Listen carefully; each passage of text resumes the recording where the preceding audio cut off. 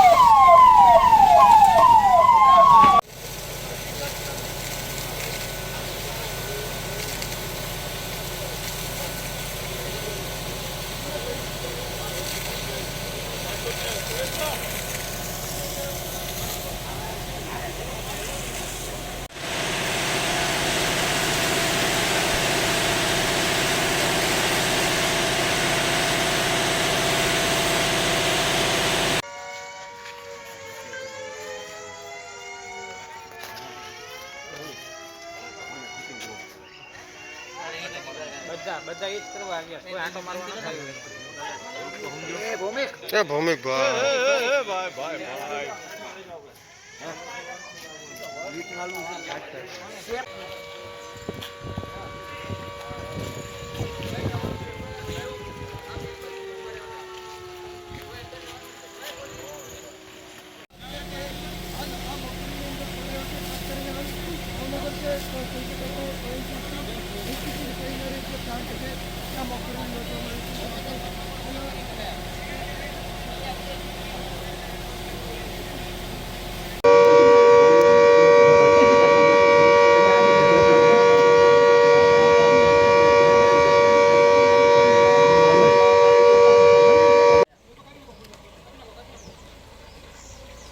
પાછળ લઈ લે ને તારું एंगल ले ले, एंगल ले ले।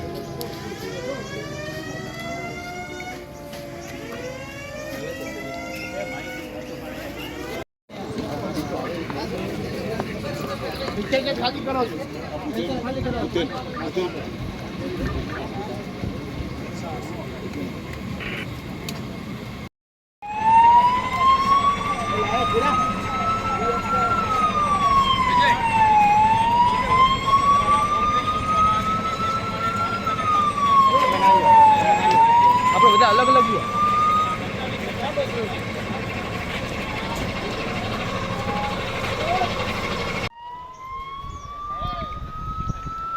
और बार बहुत तरफ करना करता।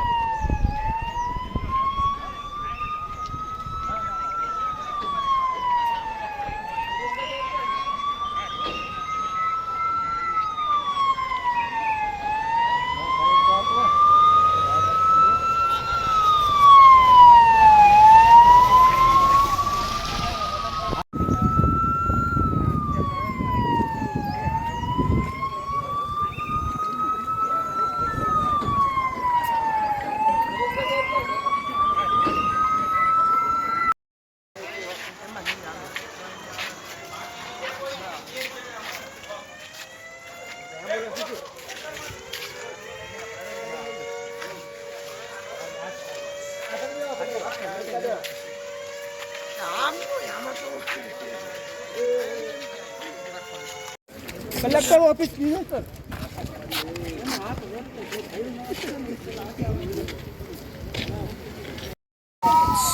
એ હિરણભાઈ વાછડીઓ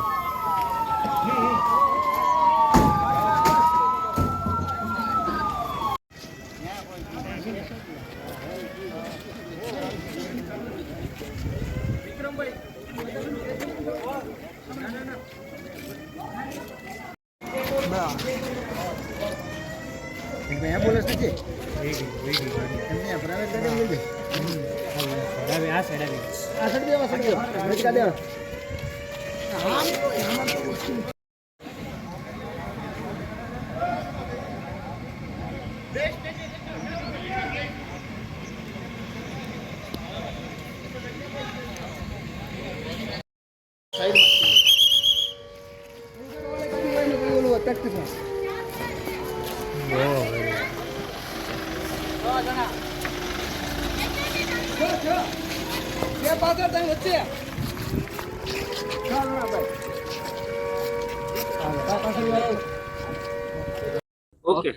ઓકે સરજી આજરોજ 4 વાગ્યાની આજુબાજુ ભાવનગરના તગડી ખાતેના IOCL પ્લાન્ટથી કલેક્ટર કચેરીના કંટ્રોલ રૂમ અને પોલીસ કંટ્રોલ રૂમને મેસેજ મળેલ કે IOCLના પાર્કિંગની અંદરના એરિયામાં કોઈ બોમ્બ કે મિસાઇલનો ધમાકો થયેલ છે.